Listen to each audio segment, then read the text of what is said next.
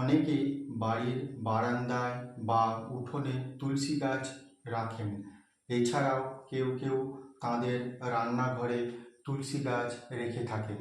কিন্তু এটি কি সেখানে রাখা যায়? বাড়িতে তুলসী গাছ রাখার সময় কিছু নির্দিষ্ট নিয়ম মেনে চলা খুবই জরুরি। বিশ্বাস করা হয় যে তুলসী গাছে দেবী লক্ষ্মী অধিষ্ঠান করেন। বেশিরভাগ মানুষের বাড়ির বারান্দায় বা উঠোনে তুলসী জন্মায়।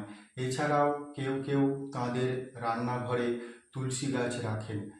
কিন্তু এটি কি রান্নাঘরে রাখা যায়? বিস্তারিত জেনে নিন।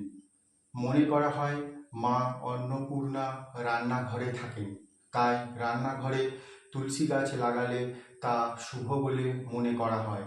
রান্নাঘরে তুলসীর চারা লাগালে দেবী লক্ষ্মী এবং দেবী অন্নপূর্ণা একই জায়গায় বিরাজ করেন।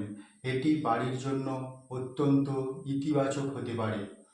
রান্নাঘরে তুলসী গাছ রাখার উপকারিতা থাকলেও এর নিয়ে কিছু নিয়মও রয়েছে।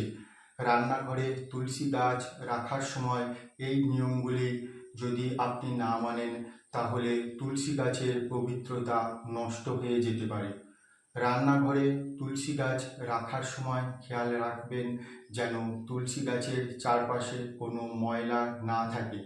এছাড়াও তুলসী গাছের কাছে খালি বাসন রাখা উচিত নয়।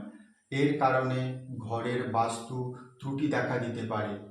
রান্নাঘরে তুলসী গাছ রাখলে প্রতিদিন তার পুজো করা খুবই জরুরি। এছাড়াও প্রতিদিন তুলসী গাছের কাছে একটি করে প্রদীপ জ্বালাতে হবে। রবিবার এবং বুধবার বাদে অন্য যে কোনো দিন বাধ্যতামূলকভাবে তুলসী পুজো করতে হবে। এই কটি টিপস মেনে তুলসী দেবীর আরাধনা করুন এবং তুলসী দেবীকে আপনার রান্নাঘরে রোপণ করুন।